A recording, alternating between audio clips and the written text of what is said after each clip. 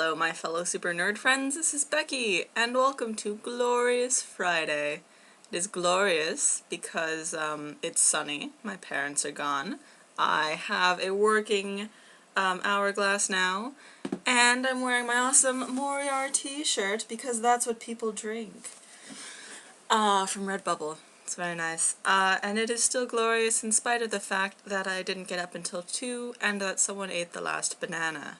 My sleeping schedule is horrible, and that makes my eating schedule horrible, so I'm trying to fix that somewhat. Obviously, I did not get up at a good time today, but I did get to bed earlier, although all that happened was that I happened to have another pregnant dream. And this time we were all together and we were all pregnant.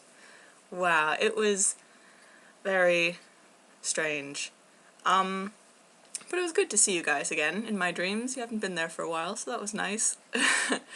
I have many things to say today, and so I will number them and try to keep them relatively short. 1, Joanna says that Google Plus has a video chat, and it's free for more than 2 people, unlike Skype. 2, I forgot, Joanna and I did have an imaginary friend in a rental car that we had for several months. He was in the middle seat.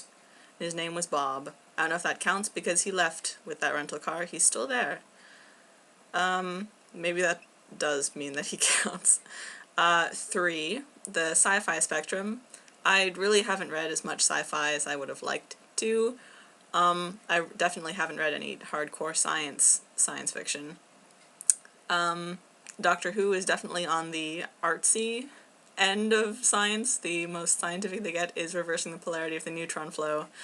I think that the Diamond Age will be nicely in the middle. I think it's accessible for nearly everyone, which is why Neil Stephenson's books are so popular. But I also think, in what I've read, there's been a nice amount of science. So, number 4, the trolley problem that Alexis was talking about.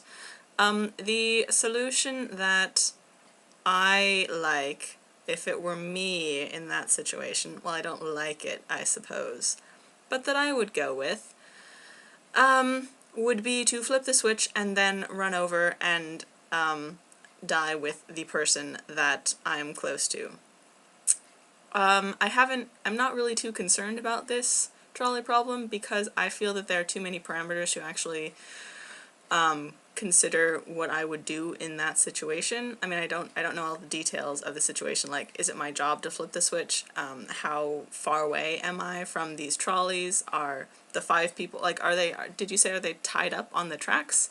Are they aware of what's happening? And is that the same for the one person who you care about? It depends on how much time you have.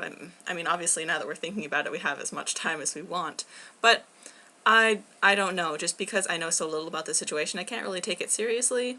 The solution that I mentioned is just I guess the ideal one that I came up with, because then you don't have to live with yourself killing your best friend or whoever it is. Anyway, moving on. Number 5, I did some driving yesterday for the first time. Turned the key in the ignition. I learned which pedal is the gas and which is the brake. I learned how to take off the parking brake. Apparently you have to have your foot on the brake. My mom could not tell me that because she didn't realize she was doing it, so we had to switch places twice before we figured it out. I learned that when the car is in driver reverse, it actually goes somewhere if your foot's not on the brake. I learned many things, and I drove around a gravel parking lot. I think I saw a guy that I know from church. I did some circles in the grass, and then I drove on a little bit of asphalt in a parking lot. But it will be exciting to drive some more. Melissa is very right, though. It would be better for me to drive with my dad. I feel bad for my mom because she wasn't that bad to drive with, but apparently she learned to drive from her brother, and that might explain some things. Number 6. I'm not very good at numbers. There is a surprise next video. My life is about to forever change today. You can probably guess what it is. It's not really that dramatic, but it is, and I will show you on Tuesday. Number 7, Joanna's internship. She's done with her first week. I'm really glad that we've come together as sisters and bonded over TV shows and even radio shows. We're now listening to Cabin Pressure whenever we're in the car. Because I used to be jealous of her for like everything, and now I'm, well, I mean not everything, but like things that she got to do that I didn't. And now I really don't want her job at all. The only thing is that she has a salary and I don't. But on the topic of TV shows, I realized that all the best TV shows are about like a relationship between two people. Doctor Who, I mean, the two people are always changing, I suppose. He always has a different companion.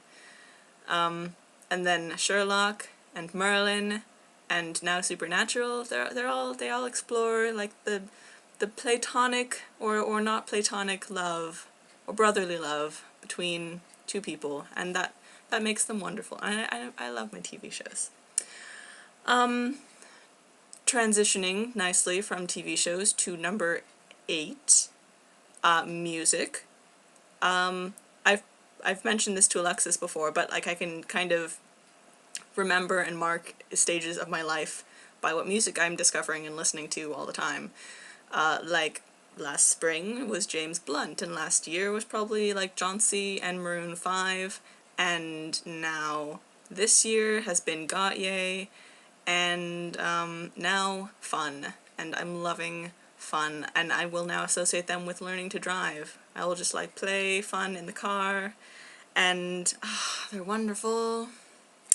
Anyway, number 9 now, it is the 1-year anniversary of me breaking my tailbone. I would just like to say that. Actually, over 1 year now, and it still sucks.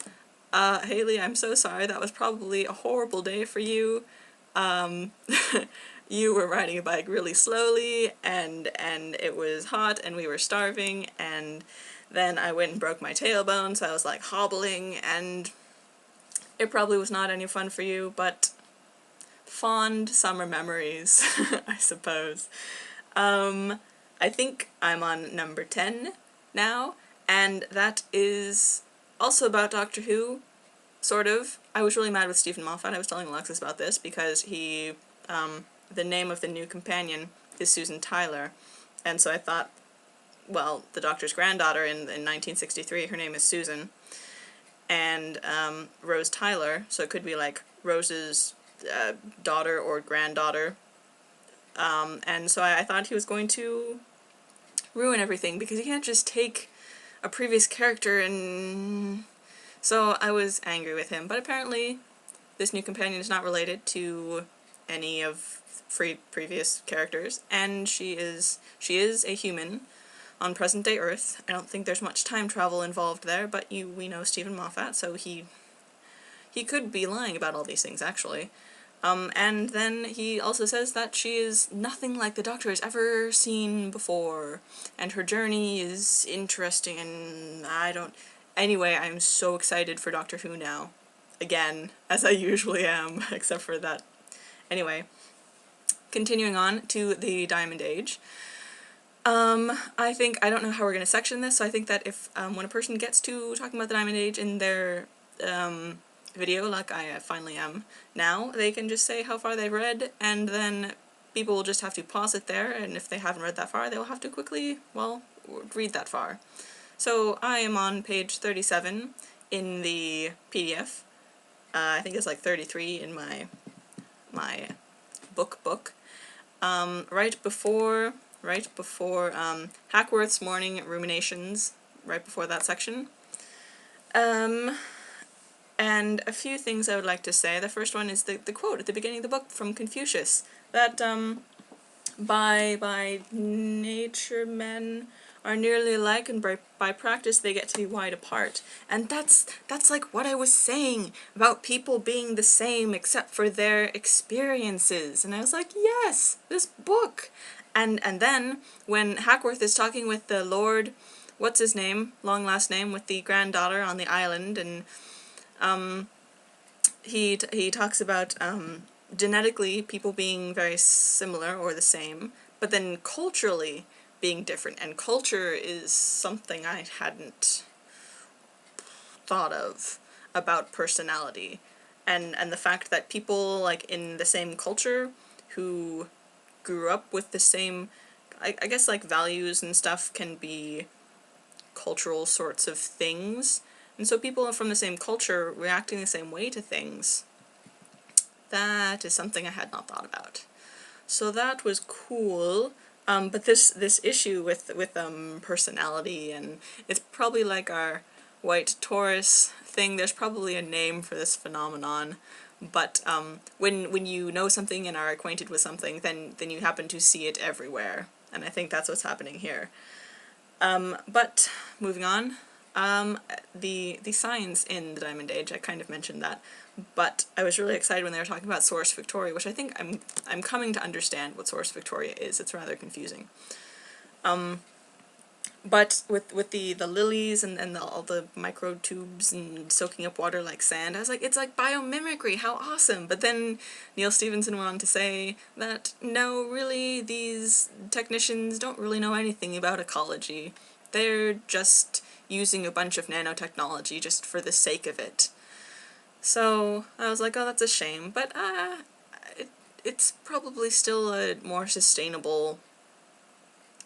I don't know. I think this book is set 100 years in the future, so nanotechnology, it'll be interesting to see where that goes. I don't know a whole lot about nanotechnology. Maybe I could research some and do a little vlog about, but nanotechnology is huge. So, also I thought it was interesting the way that Lord, what's his name, got to where he is, just by, like, working on an organic farm, and then he didn't get good grades, and then he just got this job, but he could do research on the side, and he wasn't a genius, but then he became this huge successful person. So I don't really know what Neil Stephenson is saying there, if he's kind of bashing really successful people, or if it's like a different perspective, because his life has been interesting but not conventional. So anyway, that's kind of something for me to think about when I don't know where I'm going, blah blah blah. Speaking of where I'm going, not really.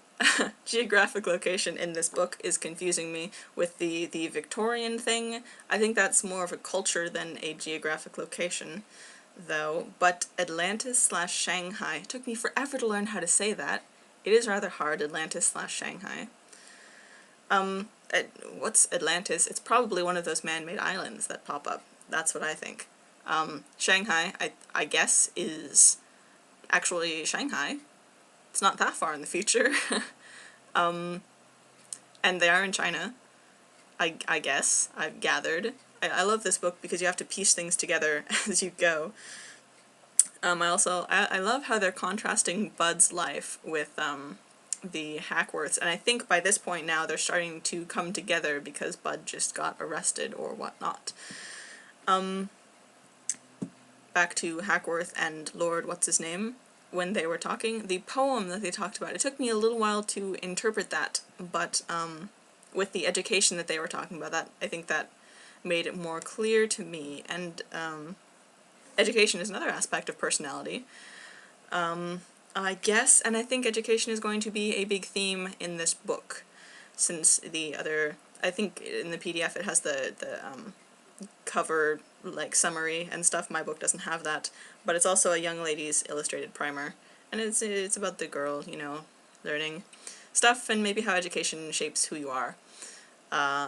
So, yes, overall I'm excited for this book, for its, perhaps applications to my life and where I'm going, and also I'm excited for the science in it, and I'm really liking his writing. Yes, look forward to hearing from you guys and seeing your videos, and hope you're having good days. Sorry this was long, and adios.